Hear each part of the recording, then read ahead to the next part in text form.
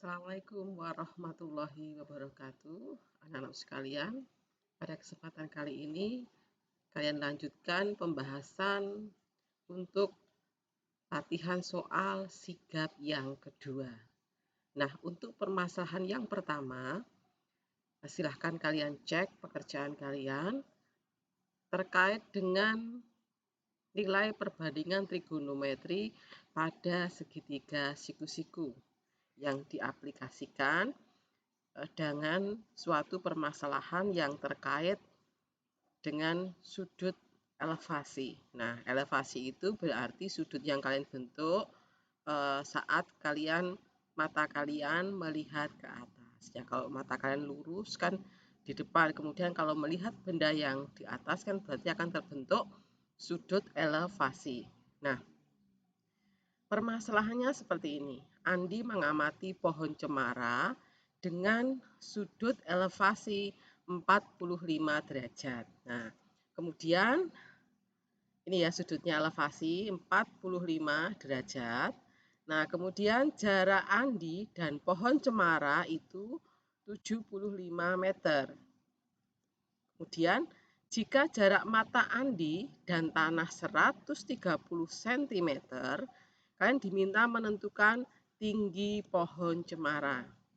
Nah, dari permasalahan tadi, kalau kalian buat sketsa, itu akan terbentuk gambar seperti ini.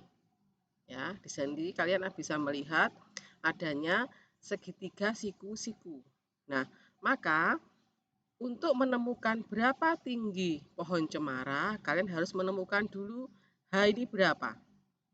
Ya, kalian lihat segitiga siku-siku yang terbentuk di sini. Ya, yang ditanyakan sisi di depan sudut. Yang ada sudut dengan sisi yang di samping sudut. Ya, maka kalian bisa menggunakan nilai perbandingan trigonometri tangen. Tandesa. Tangen itu perbandingan sisi di depan sudut dengan sisi yang di samping sudut. Maka diperoleh ini. Tangen 45 derajat itu sama dengan H dibagi 75. Ya, kalian tahu tangen 45 derajat itu adalah 1. Ya, maka diperoleh H-nya itu adalah 75 meter. Nah, maka tinggi pohon cemara itu tinggal ditambahkan H tadi dengan jarak mata ke tanah. Nah, dalam menjumlahkan, silahkan satuannya disamakan, mau dalam meter atau mau dalam sentimeter. Nah, untuk soal pilihan ganda, tentu kalian menyesuaikan pilihannya. Apakah pilihannya dalam meter per meter atau dalam sentimeter. Jadi ini ya jawabannya. Gitu. Nah, selanjutnya kita lanjut masalah yang kedua.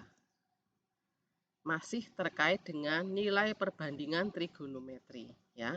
Di sini yang diketahui dan yang ditanyakan bukanlah sudut-sudut istimewa.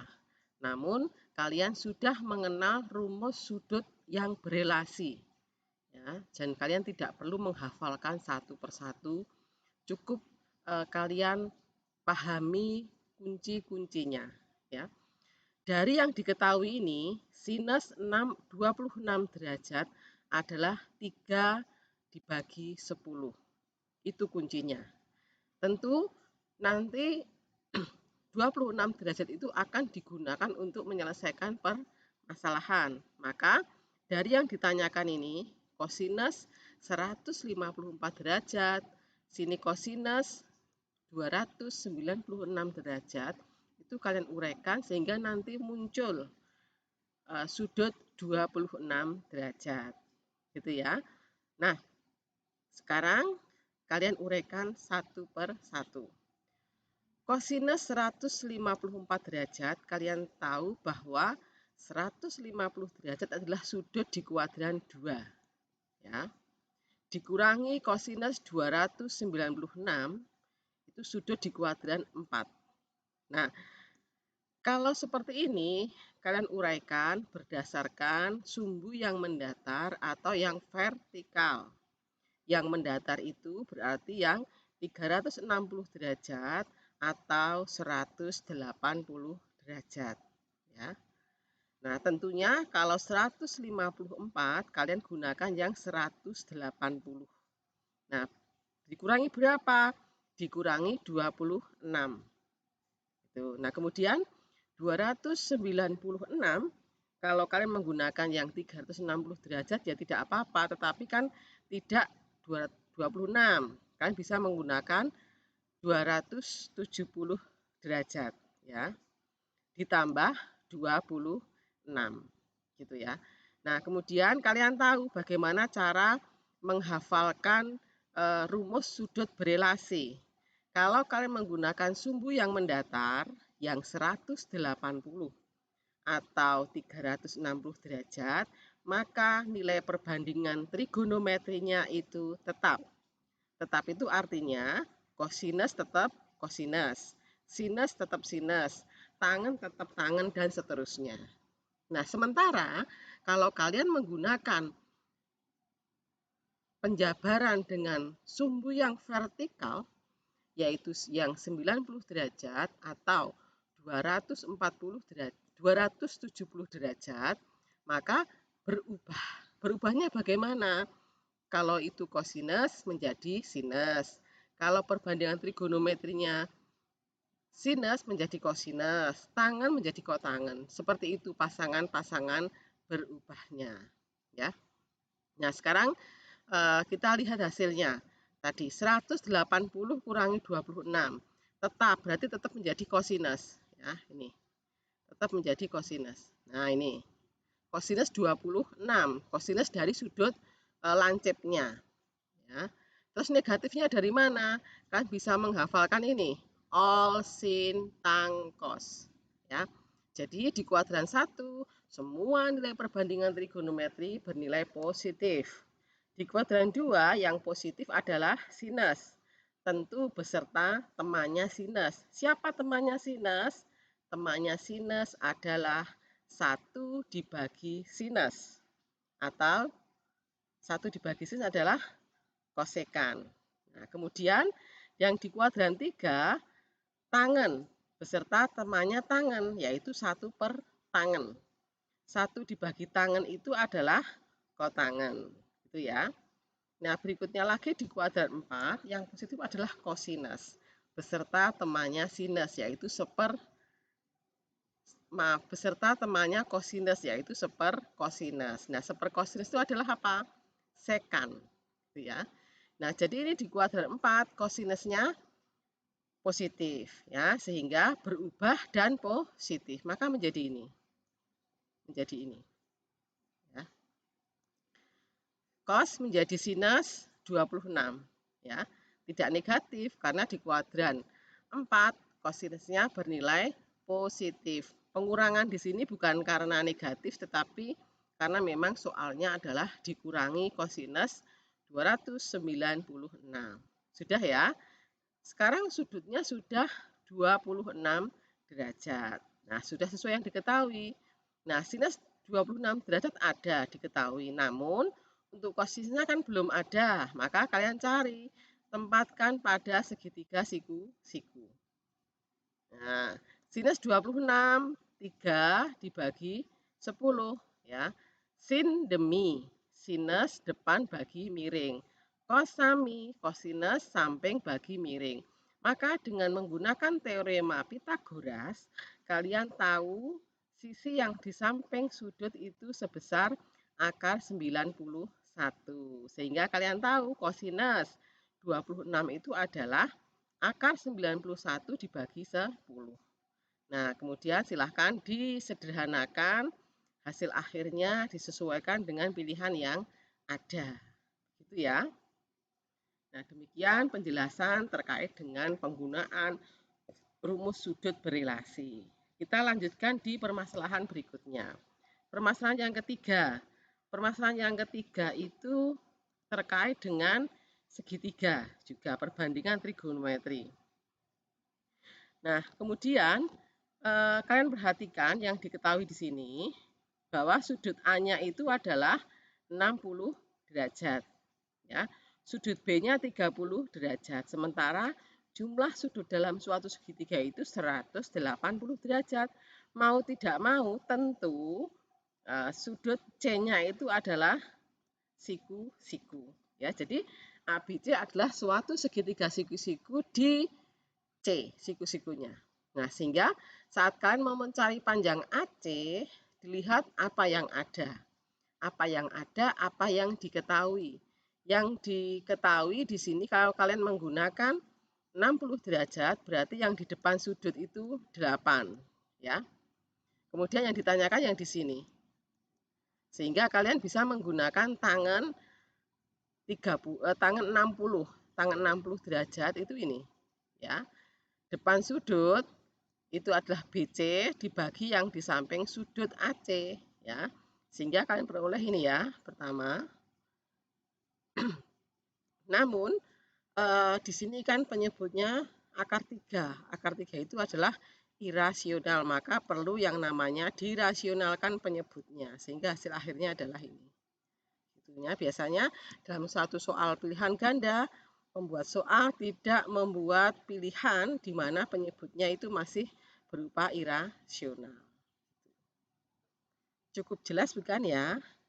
Sekarang kita lanjutkan ke masalah yang keempat. Masih terkait dengan perbandingan trigonometri. Nah, di sini terkait dengan JTA, jurusan 3 angka.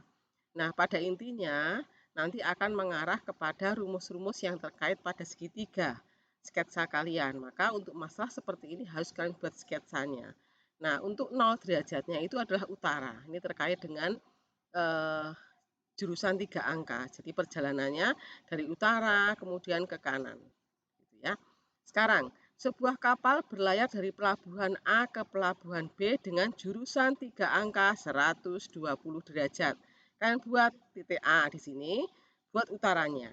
Kemudian sejauh 120 derajat, kalian buat garis, akan diperoleh pelabuhan B. Nah, ini sejauh 40. Gitu ya, ini 40-nya. Nah, kemudian dari B akan ke C, buat lagi utara. Kemudian ukur lagi 240 derajat sejauh 80 km. Nah, ini pelabuhan C-nya. Kemudian kalian diminta untuk menghitung jarak pelabuhan C ke pelabuhan A. Nah, kalian lihat, ini kan terbentuk segitiga. Karena akan mencari sisi AC, ini yang ada sudut di depannya 60 derajat. 60 itu kalian peroleh dari ini ya.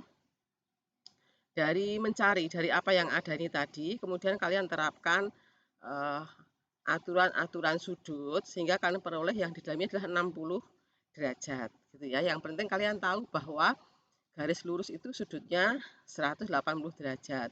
Kemudian satu kali putaran itu 360 derajat. Nah, tinggal diolak-alik nanti akan ketemu 60 derajat ya. Maka kalian bisa terapkan aturan kosinus. Ini ya aturan kosinusnya. Kalian masih ingat ya di sini. Jadi ini hadap-hadapan AC kuadrat sama dengan AB kuadrat ditambah BC kuadrat dikurangi 2 kali AB kali BC kosinus sudut ABC. Gitu ya.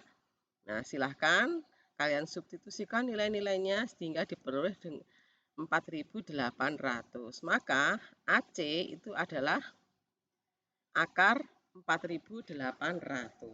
Nah, silahkan kalian sederhanakan. Tidak usah pakai kalkulator, dibagi saja dengan akar-akar kuadrat. Gitu. Ya, sehingga diperoleh 40 akar 3. Mudah ya untuk menentukan atau untuk menyelesaikan permasalahan terkait dengan jurusan 3 angka. Nah, berikutnya lagi permasalahan yang kelima. Kan akan menentukan nilai maksimum dari suatu fungsi, di mana sudah diketahui daerah penyelesaian dari suatu permasalahan. Ya, maka kalau seperti ini kalian cukup mensubstitusikan titik-titik pojoknya. Yang di sini sudah ada 2,0. Di sini ya, berarti nanti X-nya diganti 2, Y-nya diganti 0. Sini di titik ini ada 6,0. Berarti X-nya diganti 6, Y-nya diganti 0. Nah, namun yang di sini belum ada. Nah, ini yang harus kalian cari.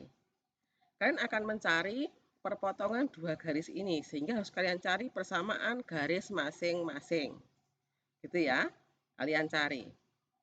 Nah, kemudian silahkan, misalnya kalian salah satu dinamai garis 1, yang satu garis 2, ya, ini.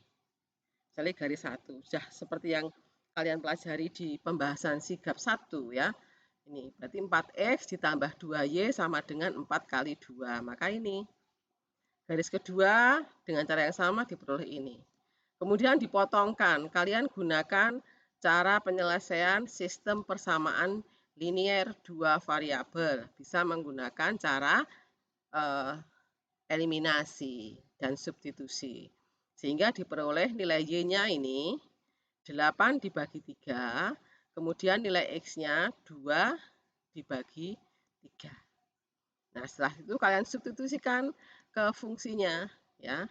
Diperoleh saat titik 2,0 itu nilai fungsinya 6, kemudian saat 6,0 nilai fungsinya 18, kemudian saat titik 2/3, 8/3 pas perpotongannya diperoleh 22/3. Bisa kalian lihat berarti ini adalah nilai maksimum yang dicari. Begitu. Mudah ya. Setelah itu kita lanjutkan di permasalahan yang ke-6 terkait dengan program linier. Kalian pahami permasalahan yang ada, nyatakan ke dalam kalimat matematika. Seorang ibu memproduksi 2 jenis kerupuk, gitu ya, yaitu kerupuk udang dan kerupuk ikan. Setiap kilogram kerupuk udang membutuhkan modal 10.000 dan setiap kilogram kerupuk ikan membutuhkan modal 15.000. Ibu tadi mempunyai modal 500.000. Berarti kan pembelanjaan ibu tidak boleh melebihi 500.000. Tiap hari hanya bisa memproduksi paling banyak 40 kg. Nah, keuntungan masing-masing yang kerupuk udang untungnya per kilo 5.000. Kerupuk ikan per kilo untungnya 6.000. Nah, buat kalimat matematikanya dulu. Kalian akan menggunakan variabel X dan variabel Y.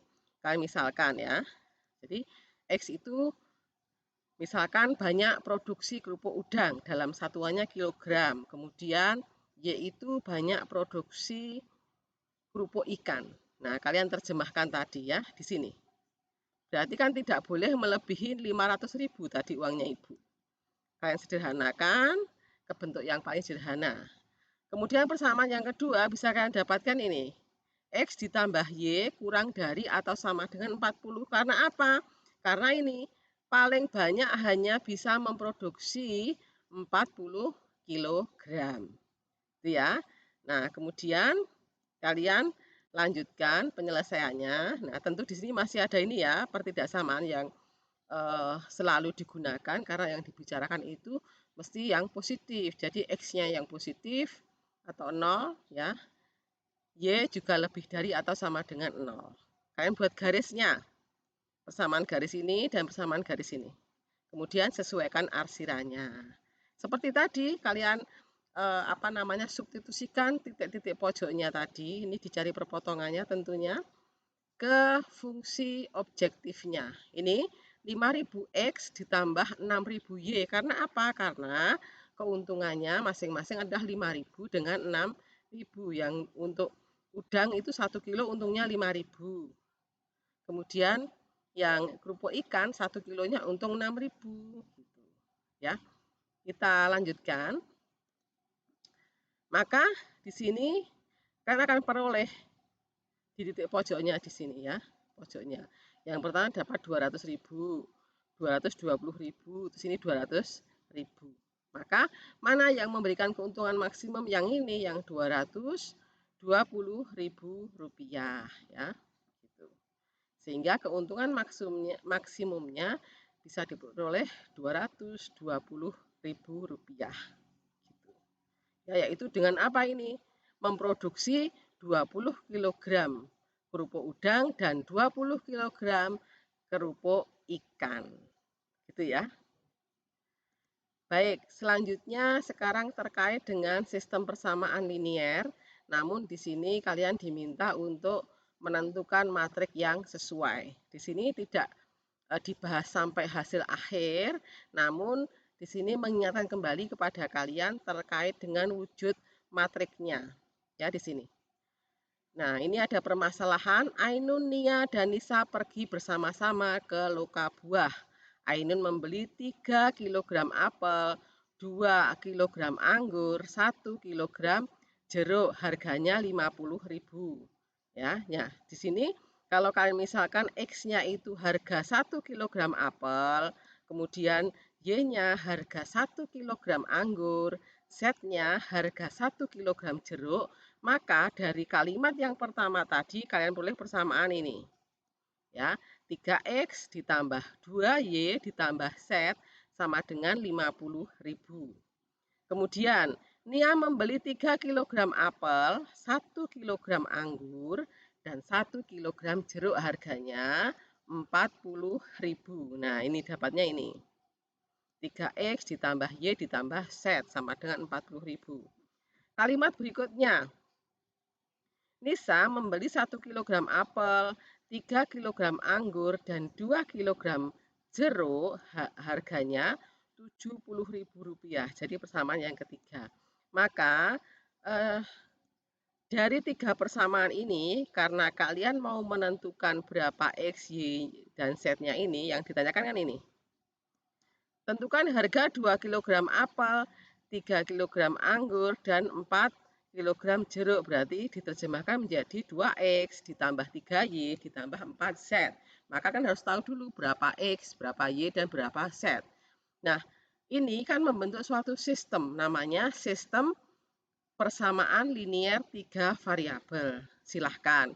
Kalau di dalam permasalahan tadi, kalian diminta untuk menentukan nilai akhirnya seperti itu, kalian akan lebih cepat menggunakan konsepnya sistem persamaan linier 3 variabel. Selama ini, kalian sudah mengenal bagaimana menyelesaikan SPLTV yang cepat. Bisa menggunakan eliminasi, bisa menggunakan substitusi, atau kalian bisa menggunakan gabungan antara eliminasi dan substitusi. Nah, terus bagaimana kalau menggunakan matriks? Ini ya, di sini ada kalimat ini, kita bahas saja. Matrik yang sesuai. Nah, dari sistem persamaan linier 3 variabel tadi, bisa kalian nyatakan ke persamaan matrik yang sesuai. Ini ya, jadi di sini adalah matrik berordo 3 kali 3 diambil dari koefisien X, Y, dan Z-nya. Kemudian dikalikan dengan matriks kolom yang elemen-elemennya adalah X, Y, Z. Kemudian matrik hasil juga matrik kolom yang elemennya adalah hasil dari sistem persamaan linier 3 variabel tadi. Kemudian kalian bisa menggunakan cara determinan atau kadang disebut sebagai cara Cramer ya. Jadi X itu dx dibagi d, y dy dibagi d, dan seterusnya. Ya, sekarang kalian cari bagaimana mencari D, bagaimana mencari DX, bagaimana mencari DY, dan bagaimana mencari DZ. Tidak sulit anak-anak sekalian untuk X-nya, ya, DX-nya itu berarti ini D-nya dulu yang bawah ya, berarti determinan dari matrik koefisien. Kemudian DX itu berarti yang diganti adalah kolom yang pertama, ya. DY yang diganti kolom yang kedua. DZ yang diganti kolom yang ketiga. Dari mana penggantinya? Dari matrik hasil. Gitu ya.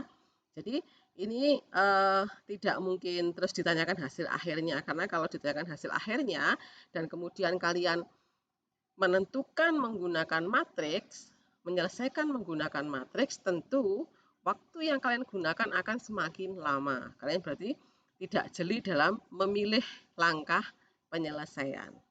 Gitu ya. Nah, demikian nanti yang penting kalian tahu bagaimana formula untuk menyelesaikan permasalahan sistem persamaan linier 3 variabel menggunakan matrik. Nah, ada cara yang lain menggunakan inverse matrix. Kita lanjut masalah yang lain. Ini sudah cukup ya. Berikutnya lagi terkait dengan matriks. Ada dua matriks yang salah satu belum lengkap, namun diketahui determinan matriks A dan matriks B itu sama. Maka selesaikan menggunakan determinan ini. Ya, ingat cara mencari determinan hasil kali diagonal utama dikurangi diagonal yang satu lagi. Ya. Kalian harus jeli dalam mengalihkan, kemudian mengoperasikan secara aljabar, sehingga diperoleh bahwa X-nya itu negatif 5 atau 1. Gitu ya. Kemudian sekarang masih ke tentang matriks, yaitu tentang inverse matriks dari suatu matriks berordo 2 kali 2. Misalkan ada suatu matriks A, elemennya ini ya, kalian diminta mencari inverse-nya. Nah, inverse-nya itu lambangnya ini, inverse matriks A. Kalian tahu bahwa inverse suatu matriks ini berordo 2 kali 2 maupun yang berordo 3 kali 3 tetap sama konsepnya, yaitu seperdeterminan dikalikan adjoinnya. Seperdeterminan ini ya, determinannya, kemudian adjoin. Adjoinnya dari ini kan tinggal menukar saja, ini ya, kalian gunakan ini. Ini jangan lupa, ini A sama D ditukar, yang satu lagi tinggal ditambahin negatif. Ya, setelah itu silahkan hasil akhirnya itu nanti menyesuaikan. Kadang-kadang negatifnya dikalikan ke masing-masing elemen, kadang-kadang tidak. Kalian sesuaikan, jeli dalam melihat pilihan jawaban. Ingat, jangan buru-buru untuk mengatakan suatu masalah tadi bonus, ya, karena di dalam matematika sebuah hasil itu bisa dinyatakan ke bentuk yang lain, gitu ya.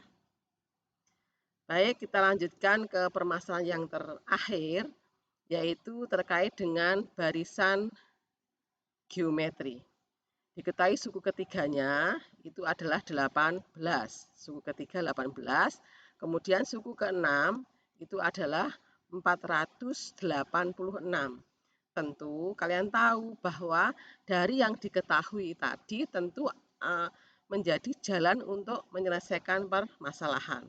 Kalian tahu di sini rumus suku ke N-nya untuk barisan geometri AR pangkat N. Maka bisa kalian jabarkan. Suku ketiga berarti AR kuadrat sama dengan 18.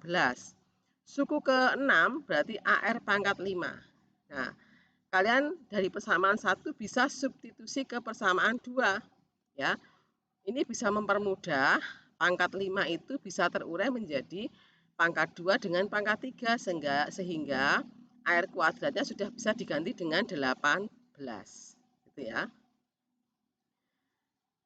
Nah, setelah itu bisa kalian temukan, ini ya, diganti 18, ditemukan R-nya itu adalah 3.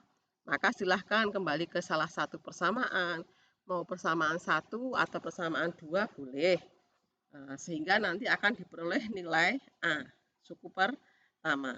Kalau suku pertama sudah ada, rasio sudah ketemu, maka kalian untuk mendapatkan suku ke-8 kan tidak sulit. Suku ke-8 adalah AR pangkat 7. Ya, gitu ya. Sehingga suku ke-8-nya adalah 4.374. Gitu ya, anak-anak sekalian.